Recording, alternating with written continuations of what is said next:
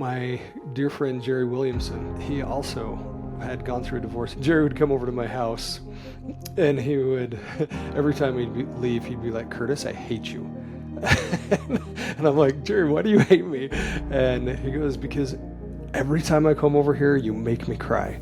And I hate crying."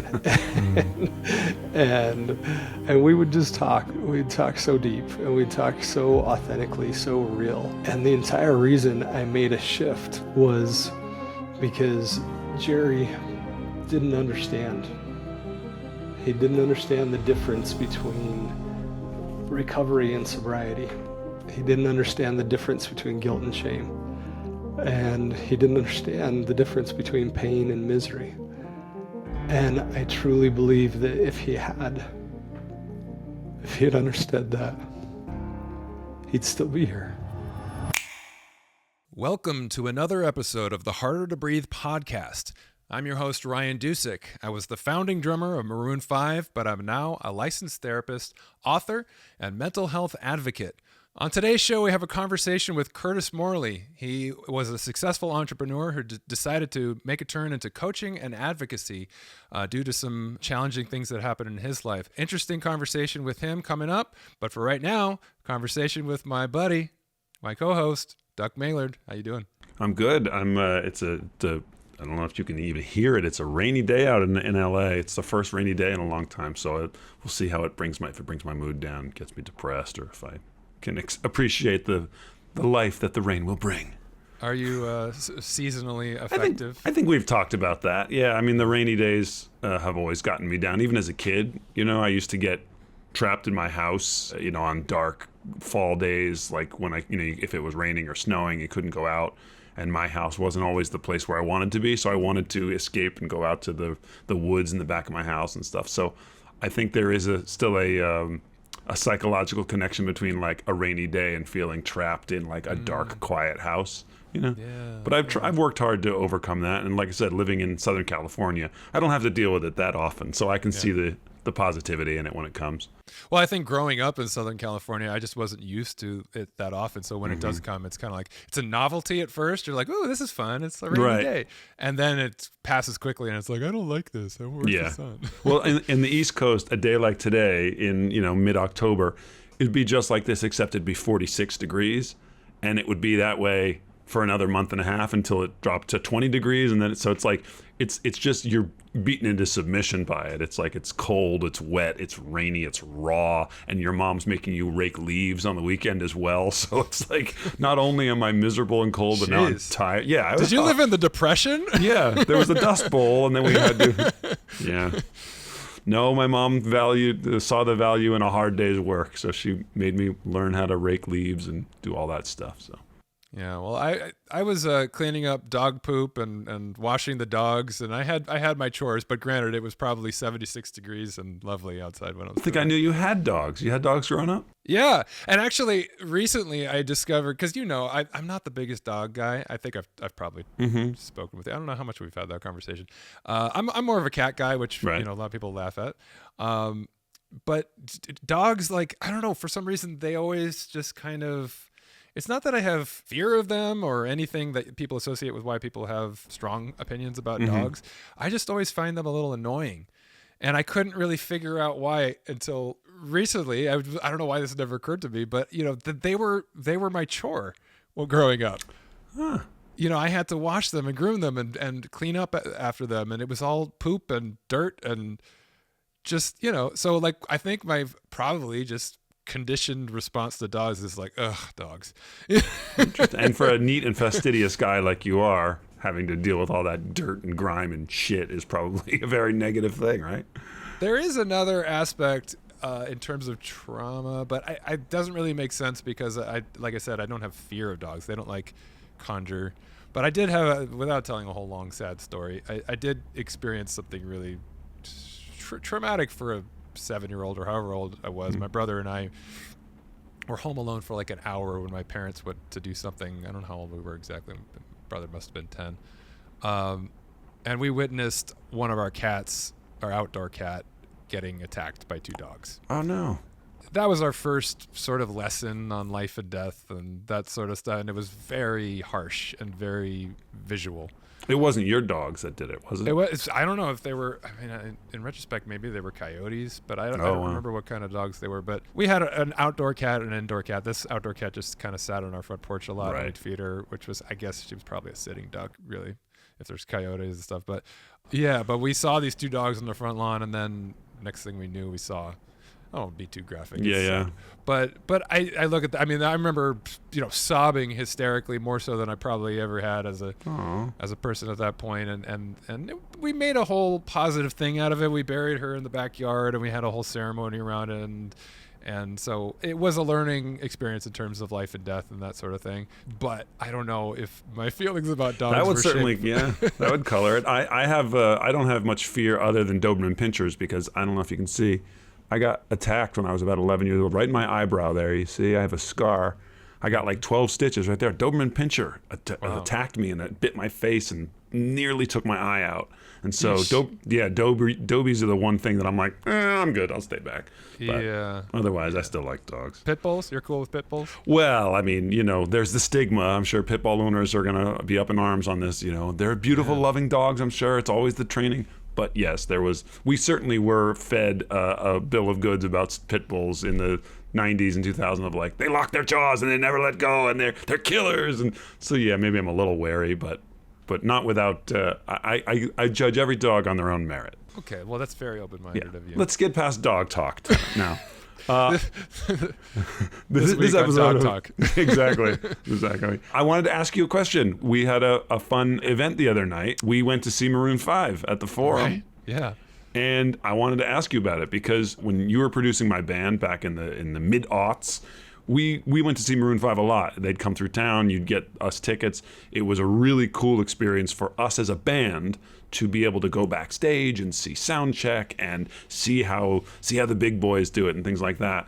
Not knowing, as we've talked about this, not knowing the kind of the struggle that you were going through in those moments and the kind of seesaw of emotions. This is the first time that we've seen them together since you've been sober and since you've become a therapist and all that. And I'm just curious about your different takeaways and opinions of the night and the experience. I mean, you've seen them since then, but I haven't seen them with you since then. So that's why I asked. Yeah, I think this is probably my fourth show of theirs since I've been sober, over 9+ years. Mm-hmm. I think that's probably, I know I went to the Forum early on in my recovery, and it was an eye-opening experience because I went sort of girding myself for the experience of like, it's going to be the rock and roll backstage thing. Yeah. I'm going to be sober. It's going to be different. It's going to be triggering. And I'm going to have all those emotions I used to have of jealousy and resentment. And it was none of that because I didn't realize in my years of drinking how much things had changed. Like backstage, it was, wives and kids and nannies, and nobody was drinking. There was no after party like there used to be. There was no going out and getting drunk. It was pretty subdued, and then just my feelings were different. I remember watching the show and just feeling gratitude and just feeling happy that they were still having a lot of success and that this thing that we had started was still going, and feeling grateful for being connected to that and that I had that experience that was so enriching for a decade of building that. So that was a really great experience early in my recovery in terms of closure and realizing like, I think I've gotten past whatever negative connotations I had about going to a Maroon 5 show. And then I went to a couple more. I went to one big one that I didn't get to go backstage, and that was a little weird because they just like left right after the show and I didn't get to see them. And I was like, hey, wait a second. I'm still here. But then I went to the opening in Las Vegas when they started their residency. And that was kind of cool because it was in a slightly more intimate sized theater, amphitheater.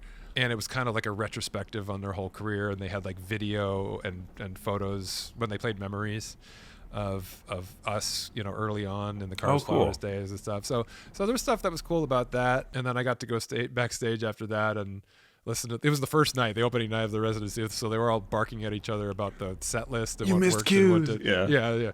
So that was fun because I got to go back to the lion's den, all the arguments and all this stuff. But this time there were a few things that were different about this.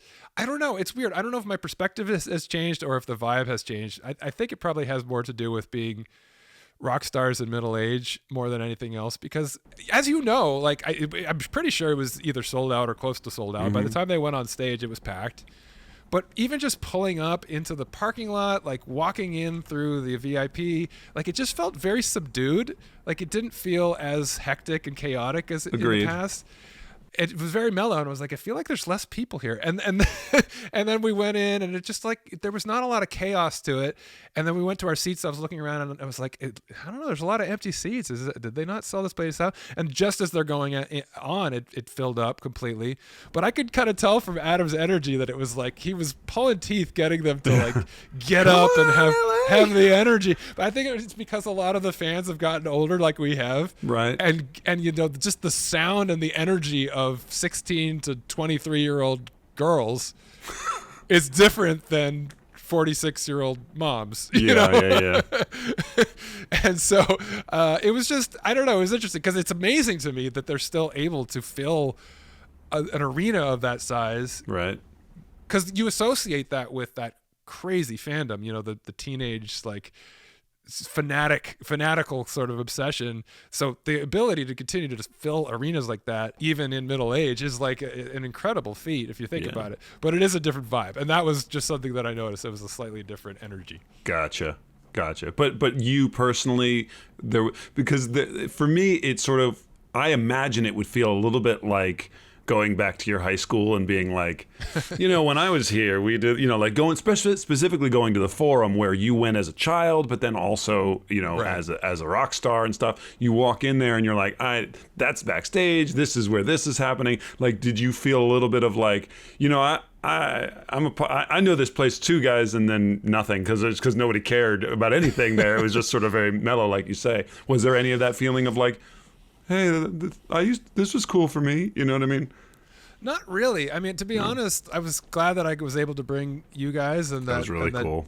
You know, Beckett, your son, was able to have his first concert, which is amazing. I'm glad that we were able to do that. And you know, there was a moment. I think we were backstage, and someone came up who looked about 26 years old and said, "I've been listening to your band for the last 16 years, and like, you know, just it has meant so much to me and inspired me to go into music."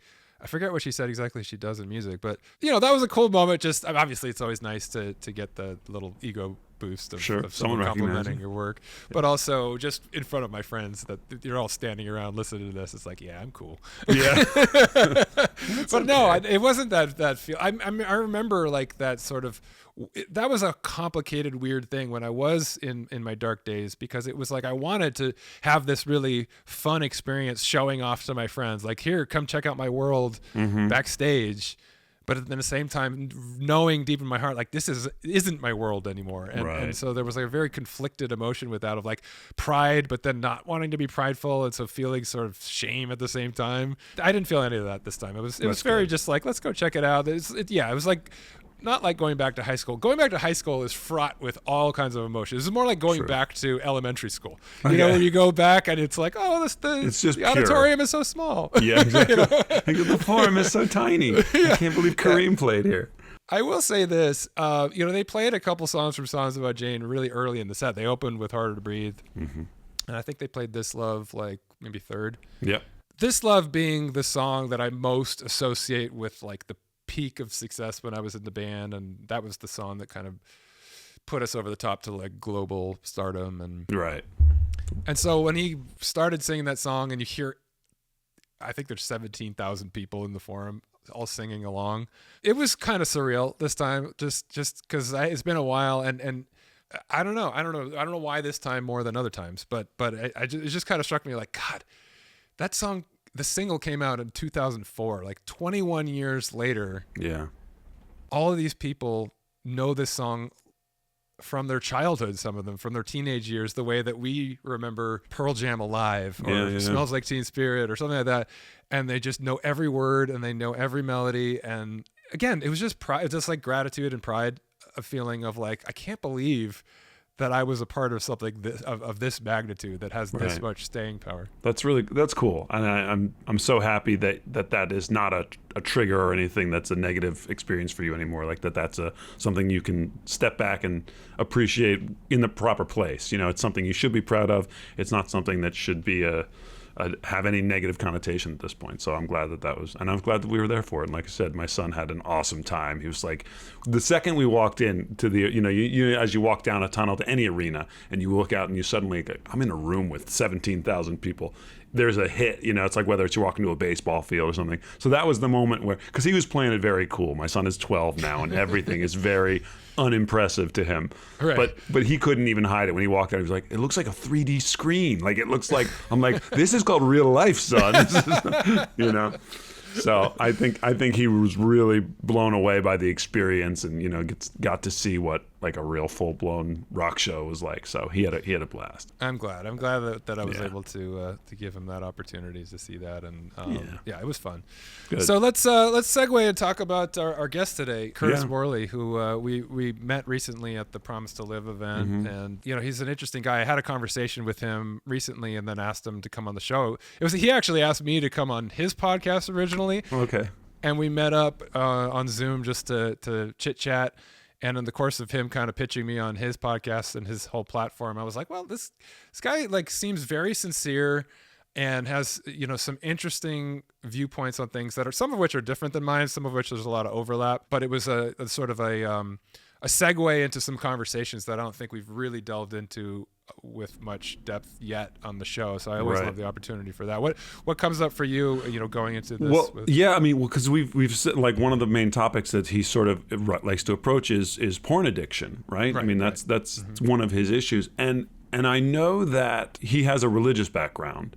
And that's always a delicate thing for me, is that like I separating the addiction in and of itself, whether it's pornography, whether it's substances, whatever, there's a I don't want to say a rock solid science behind it, because obviously there's lots of approaches, but there is science behind it, versus the morality of religion and saying something, you should stop doing something because God is watching or something, always is a tough thing for me, because not being a religious guy, I always find it difficult when someone uses that as a reason or as a lesson. And I don't know if Curtis does that. I'm just saying, like, that's one of the things that I'm, have some trepidation, because I don't like that when people use that as well, here's the reason why, because God says you shouldn't. Well, that doesn't do anything for me. You know what I mean? So that's what I'm curious about going into this conversation. Well, first off, you just kind of served up a double entendre right there that I'm very proud of myself for not. Oh, what did I say? You were talking about porn addiction and you said rock solid, and I was like, oh man. Maybe we're just all getting old and I'm letting those things slip by. It was hanging right there. Another double entendre. There it is. I still caught it. No, well, I to be honest, I was mindful of that as well, because neither of us are religious people, and I know that, like, there's oftentimes this sort of line in the sand where we have a large portion of our culture and society that is very religious, in particular Christian in our country. And I don't know about our viewership and what our demographic is, but then there's, this sort of science-minded, more progressive-minded that have a very different viewpoint on maybe some of the same issues, that whether it's coming from a more moral perspective or it's coming from a more behavioral, scientific perspective. For me, there's a lot of crossover, and that's why I kind of wanted to have him on the show, because I like I said, I got the sense in talking with him that he's very sincere. His intent is to help people. He's a guy who comes from the business entrepreneurship world, and so he speaks in that lingo well.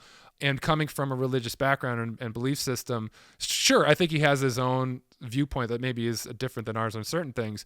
But we've ended up sort of in the same place, I think, in terms of our understanding of, like, the negative impacts of not just porn addiction, but just not dealing with the issues underneath any addiction in the first place. Right. And so I think it's important to have conversations with people that may be coming at it from a very different perspective and value system and upbringing, and bridge the gap, and talk about where is the overlap here and how do we understand this? How do we put this into a common vernacular? Right. For me, porn, any kind of addiction, it's not a moral failing.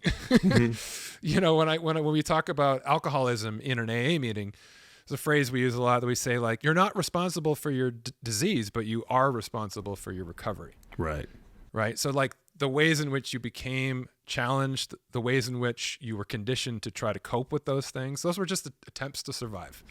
Those are ways to try to deal with something painful.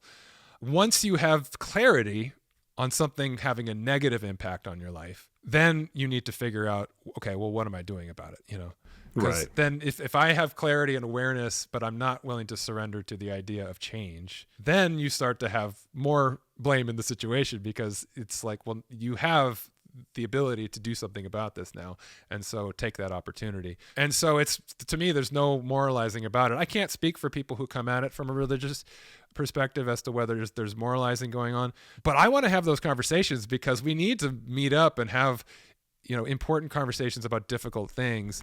And we're not all going to have the same perspective. We're not going to come at it from the same standpoint. And so how do we find that common language? And if the end result is the same, then it doesn't matter to me. You know, an atheist and a religious man can both give a sandwich to homeless people and be doing something for the right reasons. It's when religion is the reason to not do good.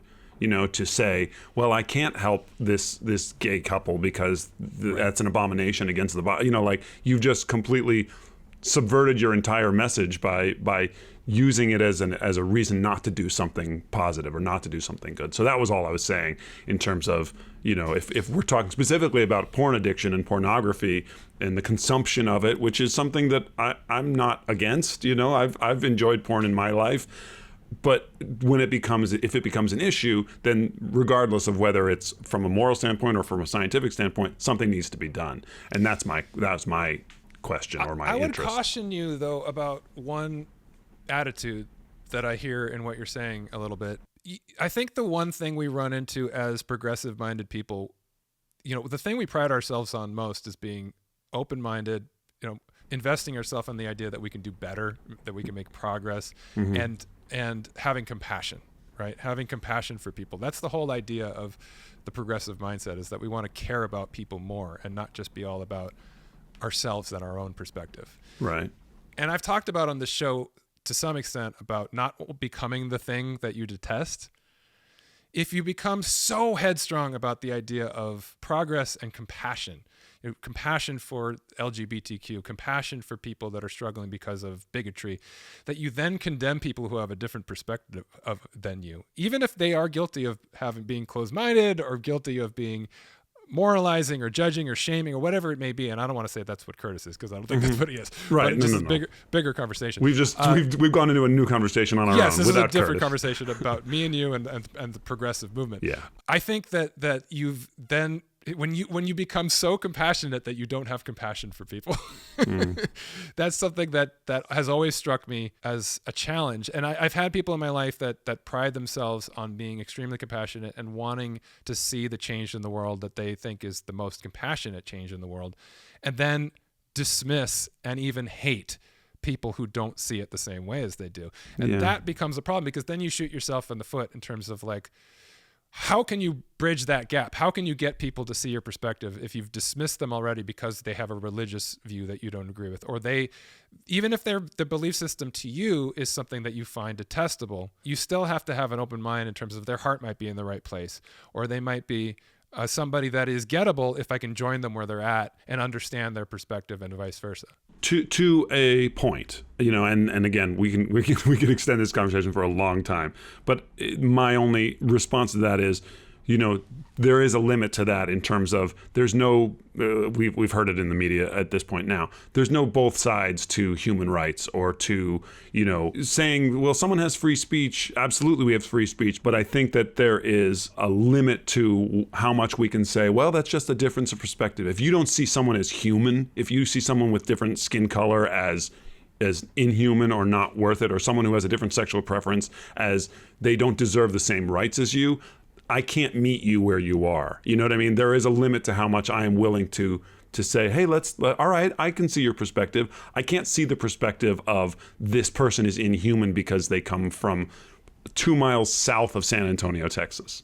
I'm not asking you to take the perspective and agree with their perspective. I'm asking you to put yourself in their shoes, to understand that where they come from and why they feel that way or why they have this reaction to something may be more understandable if you understand where they come from and why they feel the way they do. Yeah. You don't have to agree with them to empathize with them. And so that's the thing that's important to me is if you're professing compassion above all things as the greatest human virtue, then you have to be compassionate. You have to walk the walk that you're talking. You know what I mean? Yeah. So when somebody has crossed over a line of doing something that you find morally and ethically reprehensible, there's no problem in having a judgment about that.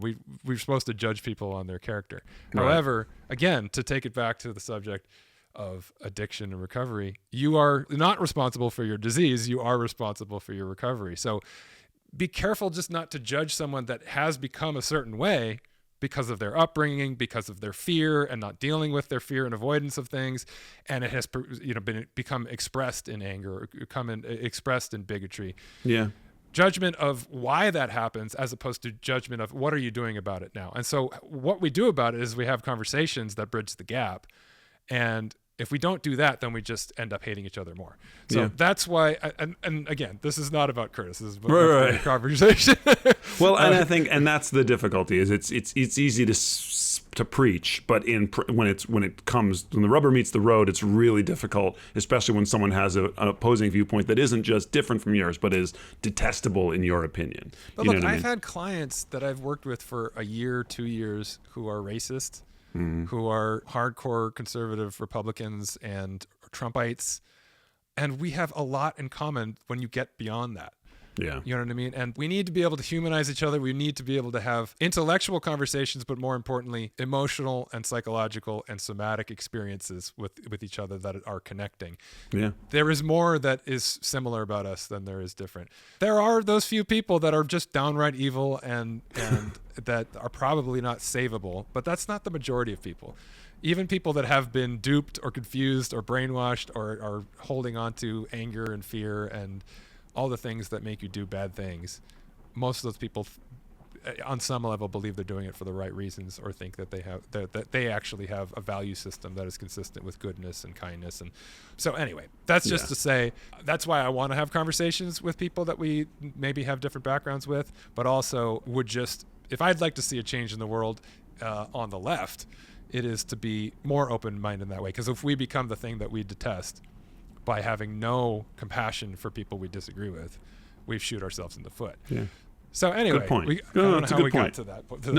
I tangent. Look, I don't think we intended to have this conversation go that way, but I think there is, like you say, there's an underlying sort of tension in my approach of always like, well, I'll have a conversation, but I'm not gonna, see their side of it because they're wrong. And I do have a tendency to do that. And so I appreciate you calling me out on it. And hopefully I can keep that open mind in this conversation. So let's get to it. I understand why you feel that way. And it's not like I don't have the same visceral reaction to things, certain things that people say or believe. And I have the same frustrations with the state of our culture and the world. It's just that if we dwell and live in reactivity, if we allow our emotions to rule as opposed to our empathy and our compassion, then again we're becoming the thing that we detest. And so that is all to say, Curtis Morley is a lovely human being who I have enjoyed speaking with. I get the sense that he's very sincere and is really focused on helping people that are struggling with some of the things that he sees he's struggled with in his life.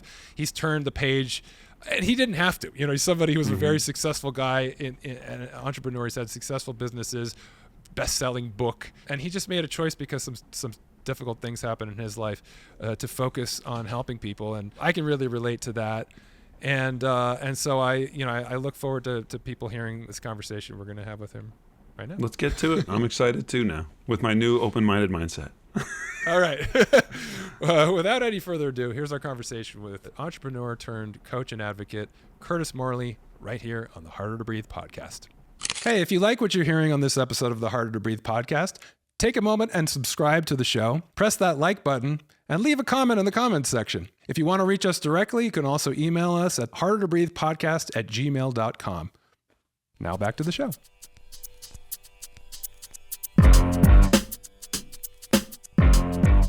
Curtis Morley, welcome to the Harder to Breathe podcast. Thanks so much for having me. This is cool. Well, we just met recently at the Promise to Live event, right? Which was great coming together on the topic of suicide prevention. Tell me why that organization and that purpose resonates with you. Okay, we'll get Let's deep get into fast. it. Here we go. We're on the clock here. We got to get Let's into do it. it. Let's jump right into the heart of it all. So a little bit about my story is my entire career I've been a tech entrepreneur.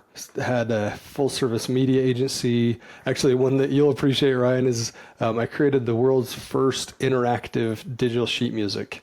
And we had a company where you could play music from the sheet music. You could change parts. You could transpose. You could like everything you can imagine.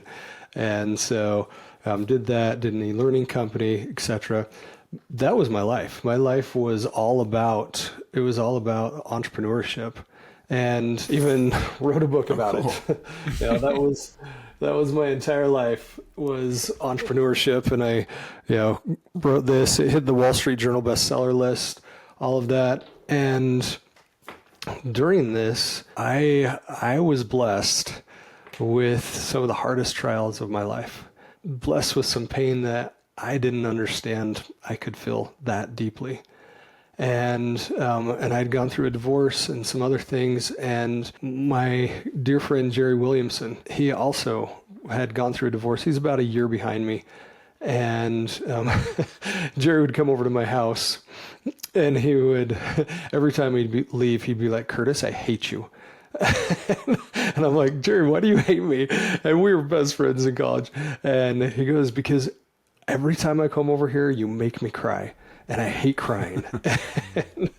and we would just talk. We'd talk so deep, and we'd talk so authentically, so real. And the entire reason I made a shift in my life, I apologize, it's going to get a little emotional, but was because Jerry didn't understand. He didn't understand the difference between recovery and sobriety. He didn't understand the difference between guilt and shame. And he didn't understand the difference between pain and misery. And I truly believe that if he had understood that, he'd still be here. And I'm not okay with how he left us. I'm not okay with that. And because of that, it gave me a major course correction in my life and changed my entire purpose, changed my entire mission, because it was all about, writing the books and the entrepreneurship and all of that. And my publisher, they're like, when it hit the Wall Street Journal bestseller, they're like, "Let's do a 3-book series." And I'm like, "Great, let's do it." And I called them up and I said, "Hey, I need to put the business books on hold. I need to write a very different book called Counterfeit Emotions." And amazingly, they were so supportive and said, "Great, we're behind you." And so the Promise to Live Gala with Brandy Vega and all the amazing people that were there, we actually partnered with them, because one thing we found is that there's a 640% more likelihood of a man taking his life if he's prone to addictive behavior than if he's not. 640%. And so we partner with Promise to Live to offer scholarships to our pornography recovery program to help men see that there is another path. Because what I found is most people don't want to end their lives. Almost no one wants to end their lives. They want to end their pain. Right. And that turns out to be the only solution they come up with. Now, it was interesting to me in talking to you that you were open talking about your own experience with porn addiction, which is a topic we haven't really explored on the show. And so I'm grateful for the opportunity. There's a lot to get into with you on a wide range of topics, but that just sort of stood out to me because, anything in the sexual addiction area has been, highly stigmatized. It's something that people don't talk about very openly. in this day and age, especially because of, I mean, we literally all have an entire porno studio in our pocket at all times. Like everyone has access to it in a way that is unprecedented in history. And so you're seeing an incredible rate of people having this problem of all walks of life. And you're talking about saving lives, and you're talking about specific to this epidemic. I'm curious to hear more about your experience with that, why that was such a focus, and how that relates to the Counterfeit Emotions program that you're working on. Yeah, thank you so much for letting me share this, because it is so important. It's so important. And like you said, it's rampant. The National Library of Medicine did a survey. They asked people, in the last month, have you looked at pornography? And 91.5% of men said yes. That's almost 100%. And out of that, 8.5 left? I'm pretty sure there were people that were lying. Probably. I'm pretty sure that we got some, we're quite fully honest. And it's so rampant. It's just like you said, it's in our pockets, it's on our desks, it's on our TVs, it's everywhere, and full access. And it is rampant. It is something that is an epidemic, literally. And the science shows viewing pornography is destructive. It's destructive to your brain. It's destructive to relationships. It's destructive. And the beauty is there's hope. Like in my experience and with the men that I help, I didn't believe, like I honestly didn't believe I would ever overcome it. And it wasn't like I was a heavy user or anything like that. But it was enough that I just had this incredible amount of shame around it. And here's the crazy thing. You can actually see addiction in the brain. You can, with an fMRI study, you can see it. And clinically, even though 91.5% of men say they've looked at it in the last month, clinically, most men are not addicted to pornography. What they are addicted to is shame. And this idea that once an addict, always an addict is prolific. It's throughout all the SA programs. It's this idea that you have to put this label across your chest that says, I am an addict. And the truth is, most men aren't. They're not clinically addicted. And don't get me wrong, there are some. There are some absolutely addicted, for sure. But most men aren't. Most men have emotional triggers that are too hard to figure out, or they don't have the skills to figure out. And they need a release. They need that. And then once that happens, the shame just drives them deep into the problem. Is there not to just make you throw out a number here, but is there a healthy level of pornography consumption, or is it an all or nothing proposition in your mind in terms of like, yeah, it can be healthy if it's, helping a husband and wife with a cool sexual fantasy, or is it sort of one of those things like if you're an addict, you need to have a complete zero tolerance? Yeah, this is such a good question, because it's a question a lot of people have, and the trouble with pornography is that it's based in lust, and in order for somebody to lust, they have to objectify. And one of the counterfeit emotions pairs, or dyads, is what I call them. One of the dyads is love versus lust. That lust is actually the counterfeit of love.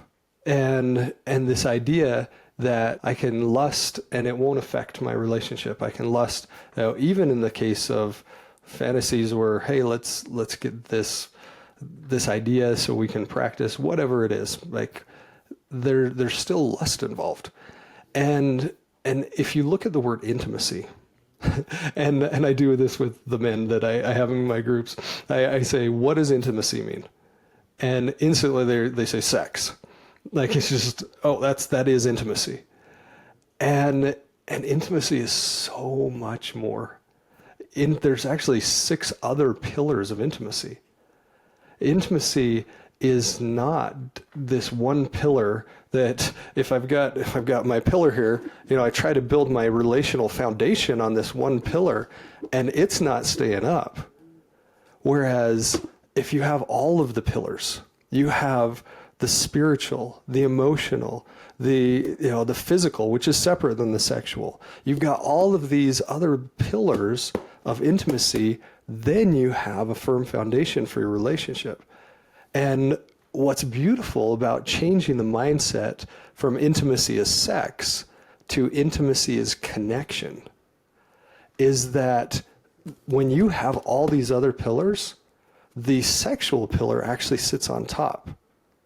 It's the result of connection. It's the outcropping of being able to see someone. And my favorite definition of intimacy is into me, see. See into me. Connect with me. Connect with my heart.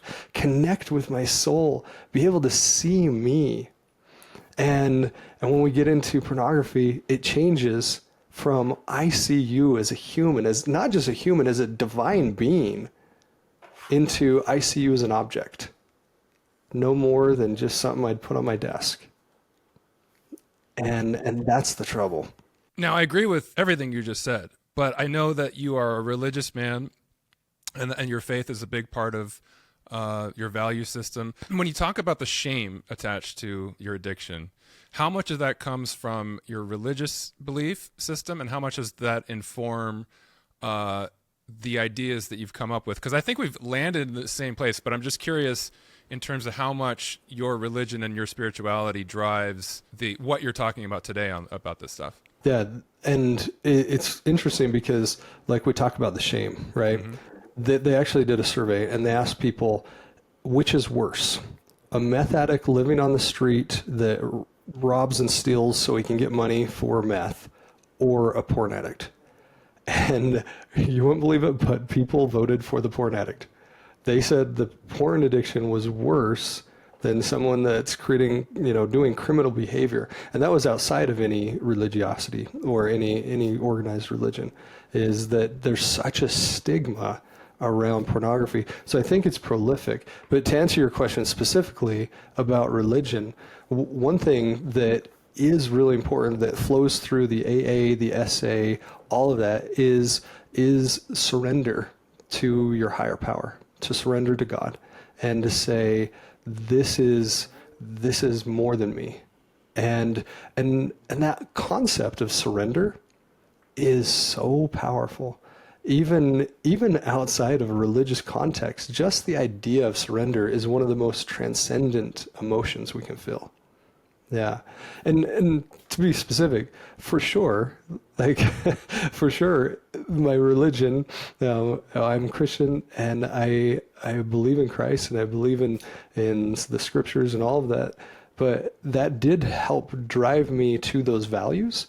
But outside of that, there's still this amazing amount of stigma, shame, all of those things. Well, I'll tell you what I mean when I say that I think we landed in the same place, even if we came from maybe different roots, because I did not come from a religious upbringing. I wasn't raised religious, and actually my household was kind of at best agnostic, maybe atheist, although we were a Jewish household. I went to temple and that kind of thing. And there was no discussion of sexuality of any kind being dirty or shameful. And so I never really had a relationship with any kind of sex that was based in shame. I don't know if there were specific lessons in terms of pornography or anything like that, because it wasn't as prolific back then. It wasn't really something that we had to discuss until I came of age and discovered it on my own. And then it became this shameful thing because it was something that you do in the shadows and you don't really talk about. And to admit any sort of behaviors around masturbation or things that might be more common than we would think or know, but we're not talking about it. So therefore it becomes shameful. And so for the longest time outwardly, I would say that my belief system was, hey, look, we all have sexual urges. Lust is a part of life. To be shameful about that is to be shameful of being human. It's a part of the human experience. And I took a very progressive sort of mindset most of my life about, hey, look, anything that, consenting adults do that is part of just experiencing pleasure and joy, and whether it's purely physical or otherwise, it's not, it can only be so bad, really. We're thinking about this too heavy-handed in terms of moralizing about it, right?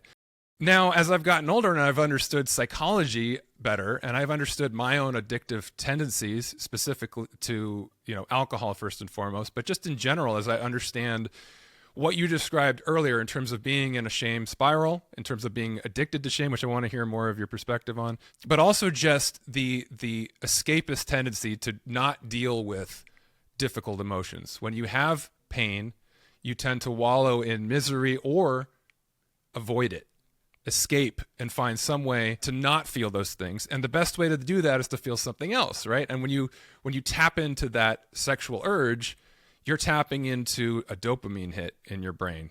You're tapping into something that for a moment feels good and pleasurable, which is lovely, and there's no shame in that, but it's not helping you deal with the things that are actually causing you problems. And so where I came to a similar realization about pornography is that I'm seeing more and more people are spending more time doing this as a way of avoiding and escaping. In the same way, and it doesn't matter what it is, if it's a behavior, if it's a drug, if it's any sort of thing that you do to get a dopamine hit or to escape and avoid difficult feelings, it becomes a shame loop, because you do it to avoid the pain. You don't deal with the pain. The result is you don't feel very good afterwards, even if you felt good while you were doing it. And then you feel shameful about that. It's something secretive. You realize, oh, I did that. I don't know. I've done that a few times this week, or whatever it is that you're doing that has gone over a certain limit that you set for yourself. And then you get locked in this pattern where the ability to actually work through the things that are difficult becomes more difficult. And so without even thinking of it in a religious sense, or the shame around a lust or the things that you described, I think we end up in the same place in terms of this being like any other addiction, where it has a negative impact. Now, when you say it has a negative impact and you say it's addiction to shame, can you expound on those things a little bit? Yeah, and we talked before about how I'm currently researching the 4 aspects of unwanted pornography viewing. And the 4 aspects are sexual, physical, which is different than sexual, then habitual, and emotional. And the preliminary findings, and we're not done, so don't put this in stone, but the preliminary findings is that, believe it or not, sexual is actually the smallest component of unwanted pornography viewing.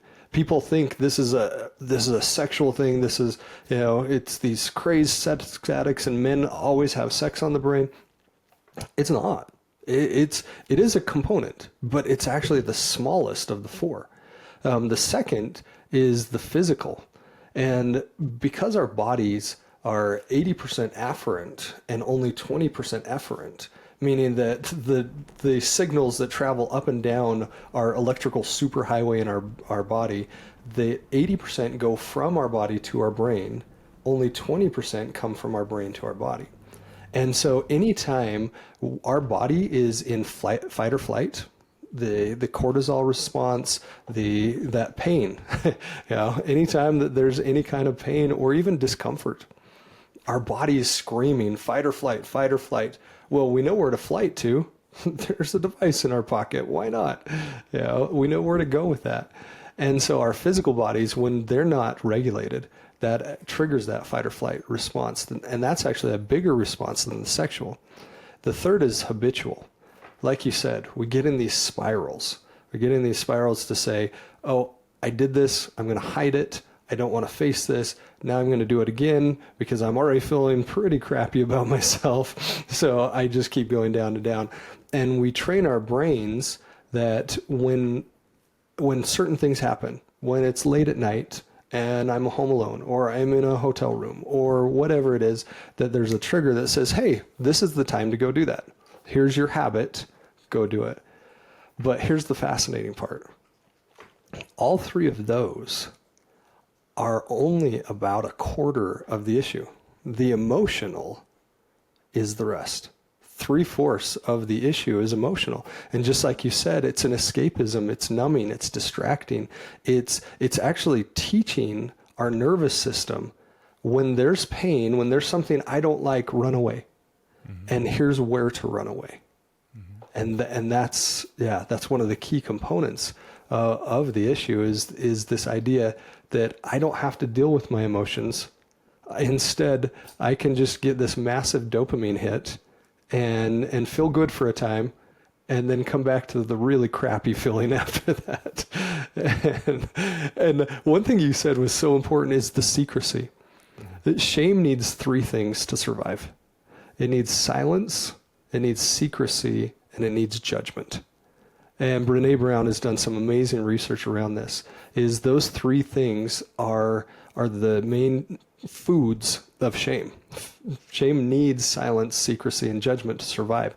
If we stop feeding it those things, shame actually it goes away by itself. Well, that leads me. I'm sorry to interrupt you, Curtis, but No, leads me to please. kind of following up of my first question, because I'm not religious either, and I also don't have the psychology training that Ryan has. So I still think that I fit a bit more into where Ryan initially was, which was a more kind of like, hey, if it's not hurting anybody, if it's in the privacy of your own home, et cetera, et cetera. You just touch upon those three elements of secrecy, shame, and what was the third? Secrecy, silence, secrecy, and judgment. So if someone can enjoy pornography without those three things, let's say you have a wife who is, not just understanding, but like, hey, that's cool. If that's something that you want to do, I don't have any judgment. There's no need for the secrecy. There's no need to be silent about it. You can have an open dialogue where she says, here are the things that I would be comfortable with, here are the things that I'm not. I'm just still trying to find out if it's an all or nothing proposition, because in my mind, I think it's a sliding scale for people, whether if you're religious, if you have, a moral obligation to the industry, which is a whole nother conversation about how women are treated, But I still feel like there is a place where we let people do what they want to do if they're healthy and you know what I mean? So I'm still bumping on that. Let me take that for a minute before I pass it to you, Curtis, because I want to just kind of, it's on our show. I want to frame this in what I perceive to be the issue. I want to make clear to our audience that this is in no way moralizing about whether it's good or bad to view pornography or masturbate or do anything sexual. There's no judgment here at all about a behavior. So, because I can feel that the question that you're asking, Duck, is like, is what you're talking about, a statement about right and wrong, whether or not this is good or bad, right and wrong. Exactly. Yeah. And that is absolutely not what we're talking about at all. At least that's not what I'm talking about.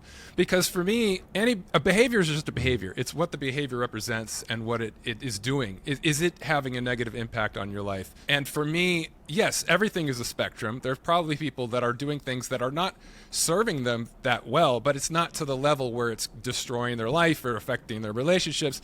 It's the same thing. I would look at it personally the same as alcohol. Like if you are consuming alcohol, as somebody who's a recovering addict, I still think it's toxic. I think it's poison. It's probably not healthy for you, but I can't tell you not to do it if it's not affecting your life in a negative way. It's not killing you. It's you have a lovely relationship with your friends and your family. All I can tell you is that if I were talking to someone and they're describing something that sounds like it's having negative impact on their life, as a therapist, I would approach them with, well, let's analyze this. Let's look at this. Like, how is this serving you? Is it serving you? Or is it not serving you at all? And is it wrapped up in psychology or, as you laid out, Curtis, an emotional experience or avoidance of a certain emotional experience? And this is actually getting in the way without even putting a label on it or a judgment on it of you're an addict, you're addicted to porn. I mean, you could look at porn once a week. You could drink alcohol once a week and it can be a problem. Yeah. If every time you do it, you end up feeling shameful, it ends up, you get in a fight with your partner. If there's negative impacts, we want to look at those behaviors and assess, like, how is this serving you, if at all? And if not, what are we going to do about that? And so I think, but the difference, and I don't want to put words in your mouth, Curtis, I want to kick this over to you in just 1 second, is that you touched on the notion of objectifying. I think that I've come full circle in this regard too. A lot of people, when I would talk about pornography early on in my life, would say, well, it's inherently objectifying women. It's some of it is kind of violent towards women. Is there sort of like a really romantic sort of softcore kind of thing? Is it really just toxic in terms of what it's feeding your brain? And I've gotten to the point where I think, yeah, at least 90%, if not 99% of it is a pretty toxic, objectifying experience that's not really a healthy thing. Again, without judgment. It's just we accept these things as normal because they're so prolific. It's ubiquitous. It's everywhere. And certain things we become hardened to that we don't even realize are actually pretty toxic. And so again, without heaping judgment, I'm looking at like, can we analyze this and really look at how this is serving us, how this is culturally impacting us as people, how we're looking at relationships. We also have an epidemic in this country and culture of loneliness and separation, and people not feeling what you described, Curtis, in terms of real intimacy. And I work with people, whether they're couples or individuals, in terms of why they're not meeting their relationship goals. And it has a lot to do with not experiencing real intimacy or knowing how to. So I just see this as another element for me that gets in the way sometimes when people are using it in a way to avoid real intimacy or to avoid dealing with their own issues that are getting in the way of connecting. Yeah.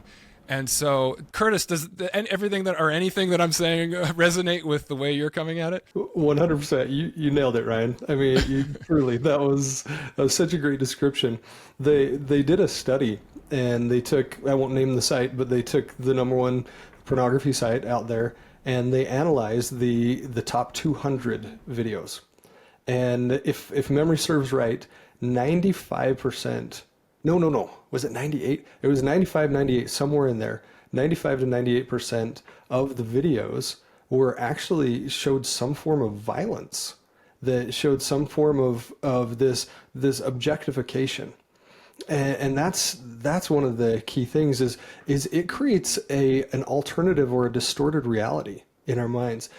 But the biggest thing is lust creates disconnection. And I want to specify, because the dyad of love versus lust is often very misunderstood.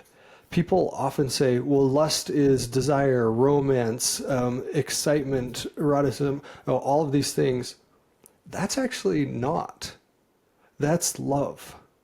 It took me 2 years of research to figure this out. I know that sounds like a long time, but it took me 2 years of research to identify what is the key differentiation between love and lust. And there was one factor, and only one factor, and that is giving and receiving versus taking. Lust takes. Love gives and receives. And I think that's a really important part of this equation, that it also receives. And my favorite symbol for love is the open hand. So here's my little love. Here's my heart. And the open hand says that when, like, for example, with my Patty, she is my heart. Like, I got to show you a picture. This is her. This is my Patty. She is the most amazing human I've ever met. And most people buy into the notion that marriage is a matter of give and take. And it's not. It is absolutely not give and take. It's give and receive. And that's the one difference between love and lust, is if I have the open hand to give and an open hand to receive, when I give to Patty, she receives with that open hand. Lust is the grabbing hand. Here it is, and I take it from you.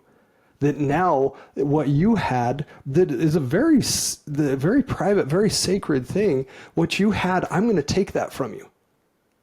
Whether it's your modesty, whether it's, all sorts of heinous crimes around sexual assault, etc. Lust creates that feeling of, I'm going to take it. And then what happens is then you've got the closed hand.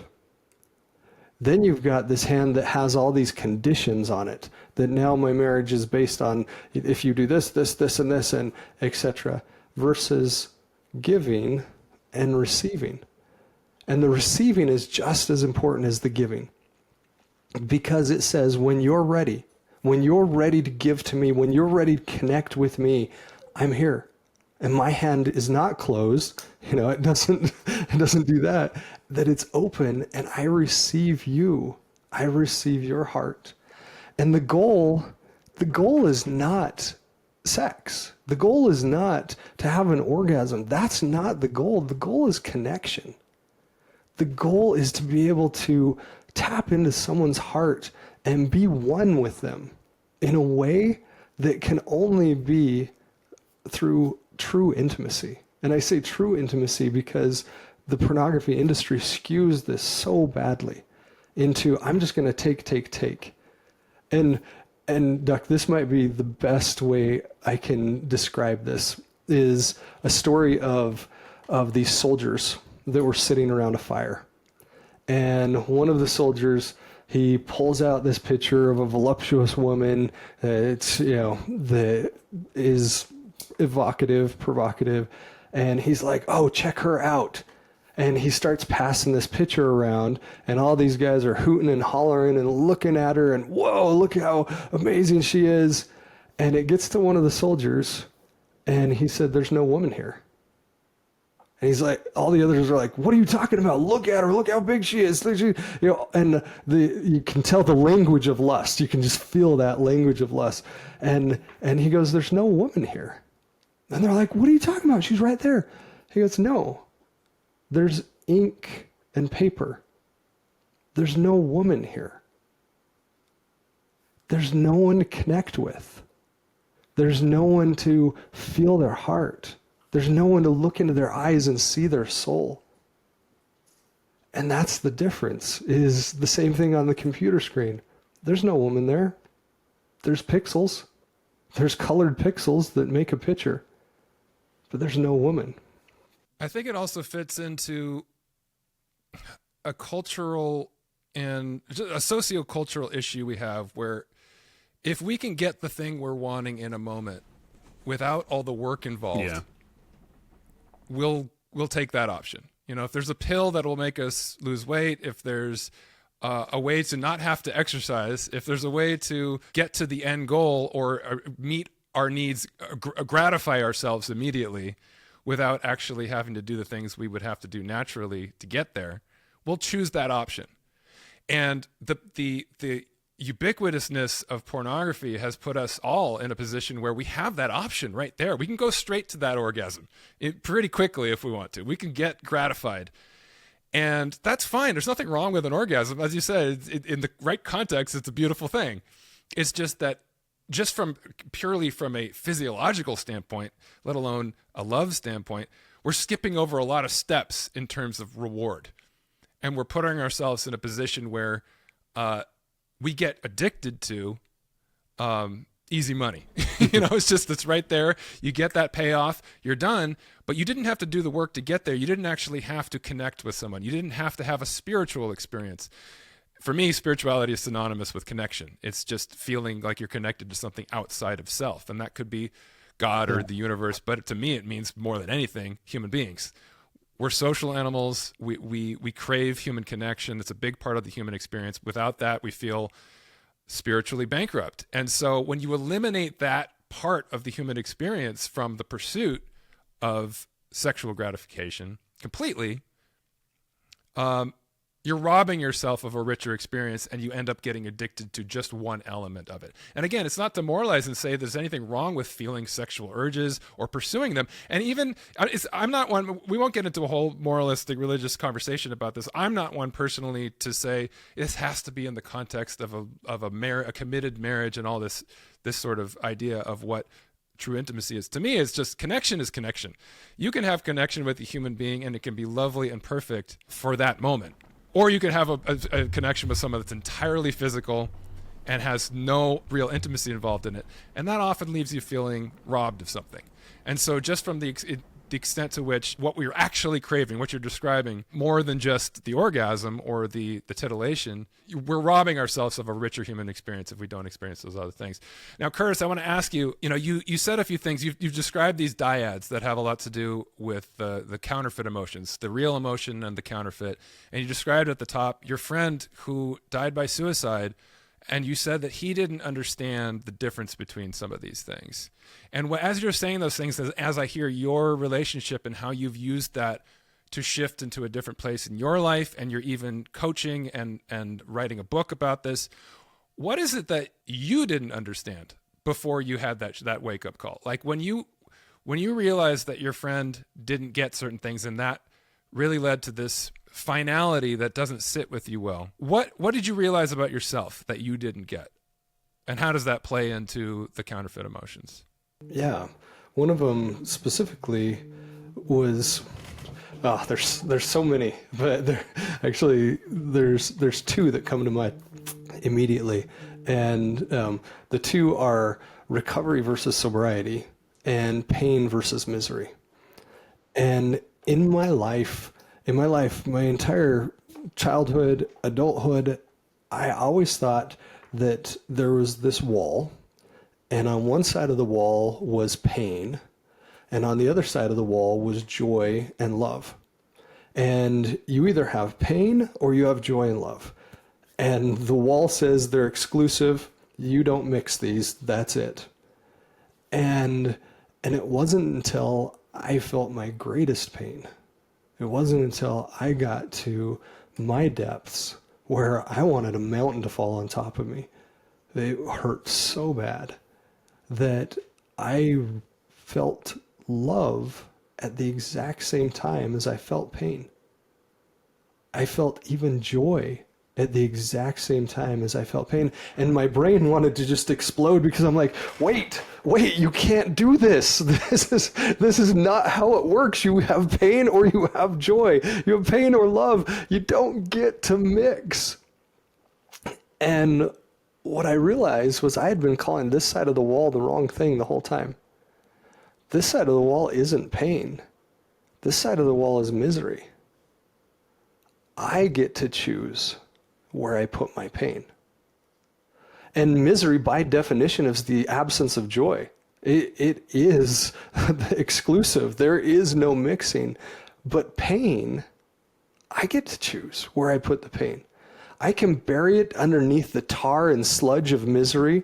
And misery has two base emotions, blame and shame. It's what we add to pain. When we feel that inevitable pain, we add blame and shame, and that creates misery if we bury it there. But if we put it on the other side of the wall and we elevate it and we honor the pain, then all of a sudden it turns into a sacred sorrow. It turns into something that's transcendent. And Dr. Paul T.P. Wong out of Canada did research on this called Positive Psychology 2.0. And it's fascinating because there's what's called the well-being scale, the spiritual well-being scale. And he measured people on this scale.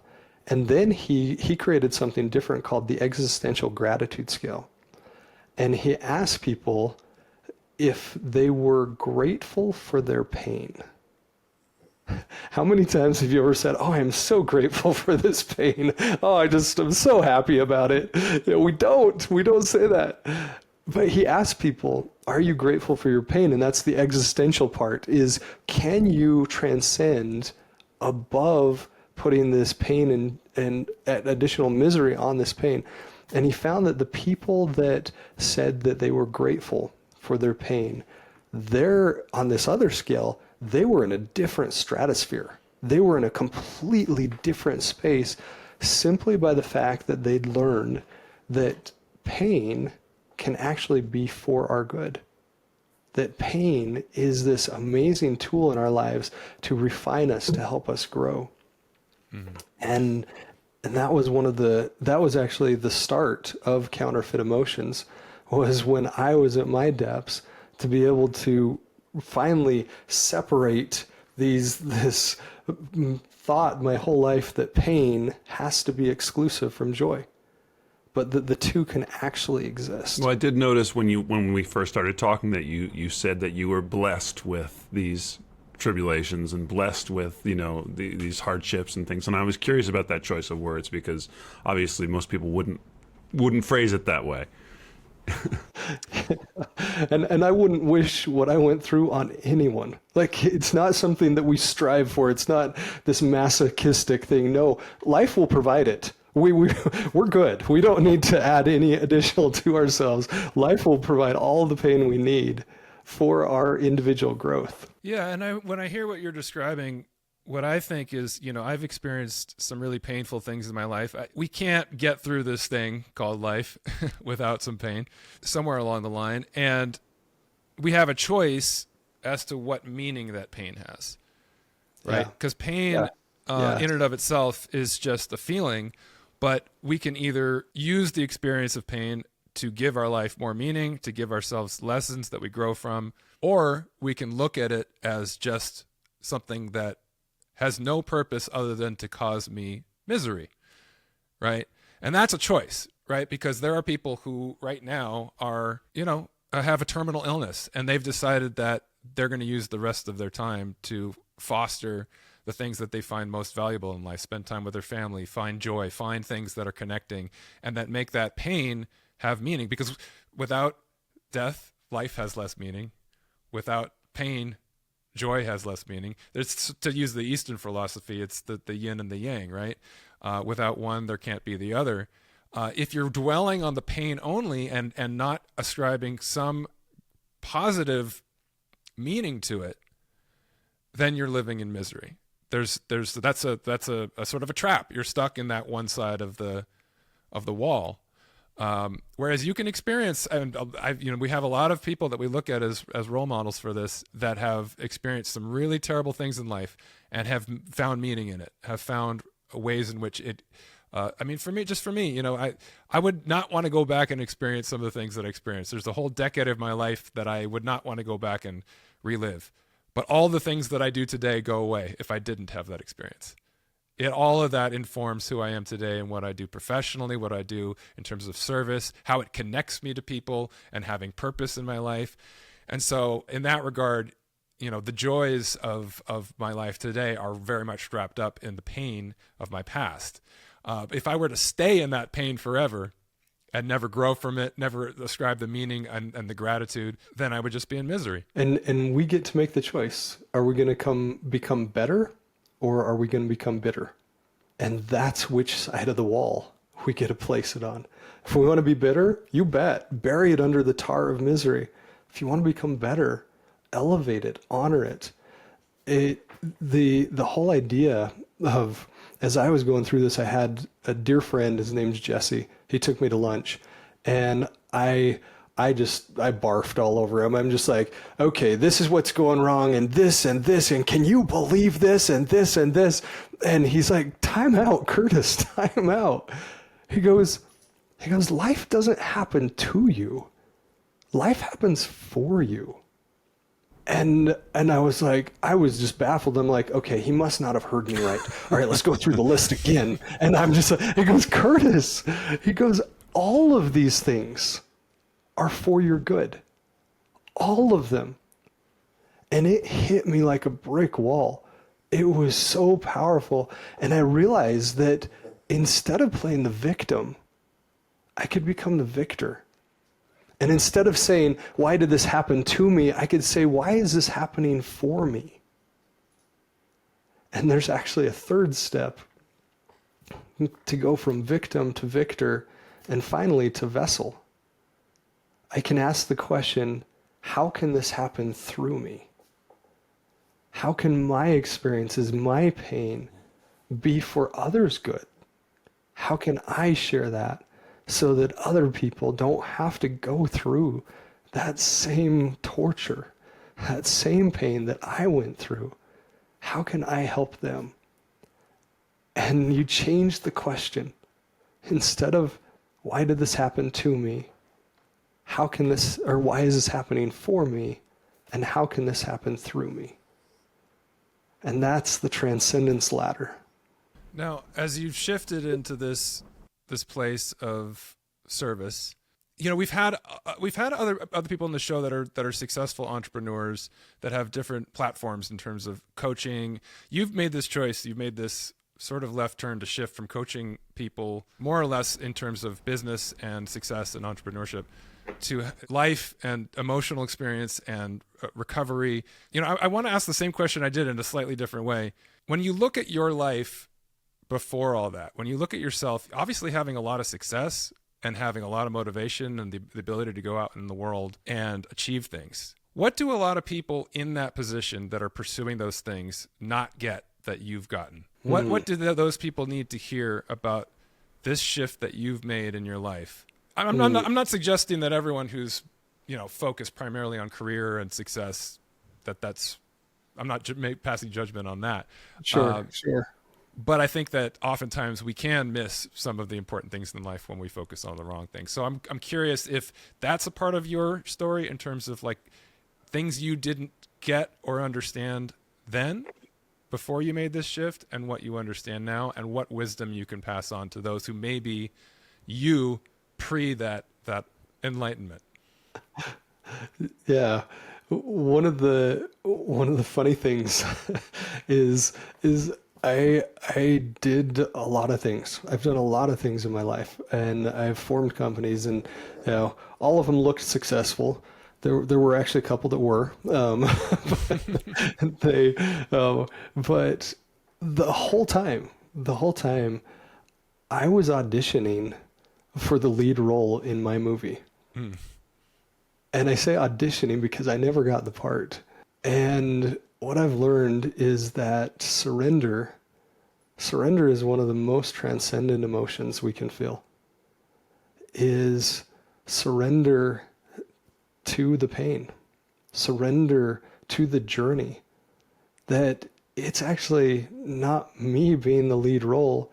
I just get to be a supporting actor in the greatest story ever told. And that's my role. That it's like this first book, truth be told, I wrote it for 26-year-old Curtis. I wrote it for me.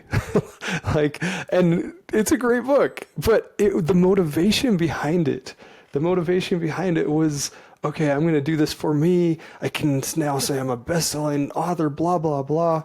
And I put my worth in things. I put my worth in the trophy shelf of honors, in how many magazines I was written up in as Entrepreneur of the Year and this and that. And as long as I was putting my worth on the shelf, it wasn't residing where it belongs, which is inside of me. And yeah, we were the fastest growing company in all of the Silicon Slopes. That's Utah's version of the Silicon Valley, because we got the ski slopes. But then the next year I wasn't. And because I put my worth in that trophy that said #1, all of a sudden, where'd my worth go? It disappeared with, the next year I think we were number 8 or number 10, but we weren't #1.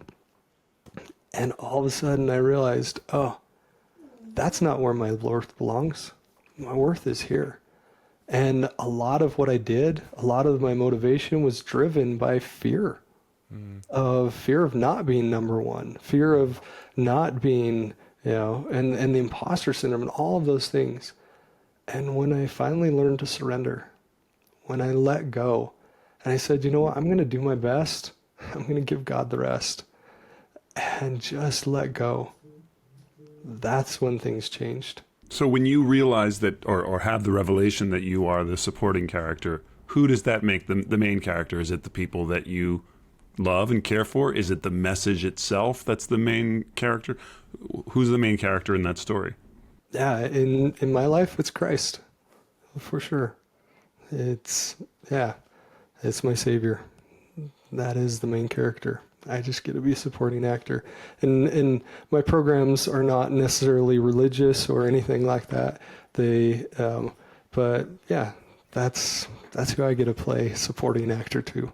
So tell us about your programs and where people can find you. The Counterfeit Emotions. I know you're working on that book right now, but you have coaching programs, you speak. Tell us all about where people can find you in that world.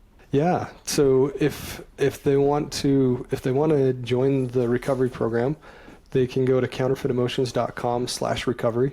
as well. We've got a podcast called Counterfeit Emotions. We dive deep into the dyads. Actually, this week, I think we talked about attachment versus connection, and how attachment is the counterfeit of connection. But we have guests on, etc. And then, all of the social media. Authentic Curtis is the handle, and yeah, happy to make that connection.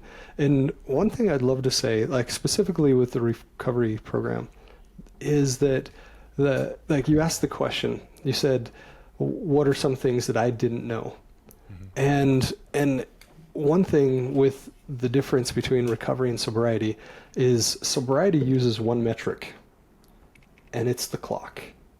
That's the single measurement of success, is how long does the clock run? And sobriety, by definition, is the time between relapses. There's a relapse here and a relapse here. That is the definition. And if you look at the etymology of the word, it's sobrius, which is a Latin word that means not drunk, ... at the moment.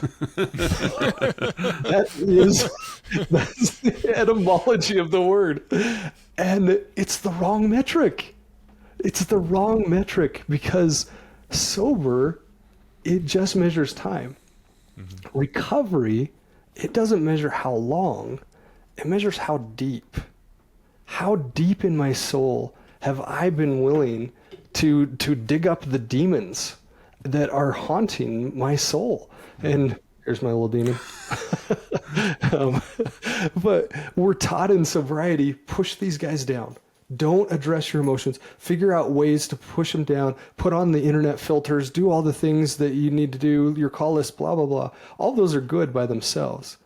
But when we push our emotions down, when we push these demons down, it means we have to carry them with us. Instead of doing that, we pull the emotions out and we take our demons to lunch and we sit them across the table and we say, "Hey, help me understand what you're trying to do for me. Help me understand why you keep screaming in my soul. Help me understand." And when we can make peace with these guys, then those triggers that said, I need to escape, I need to numb, all of that, they go away. And they don't go away just for a minute. They go away. When we can make peace with the guys that are screaming in our soul, they're no longer screaming. We don't have to go to those behaviors anymore. And that's one of the big ones. We have a phrase in the 12-step community, which is a dry drunk, which refers to somebody who has stopped drinking, but has not done the work you're describing of, picking up the hood of the car and checking the oil and working on all the things that are going to pull you out of the misery of addiction. You're sober by definition because you haven't had a drink for a certain amount of time, but you're still, sitting in your emotional and psychological torment.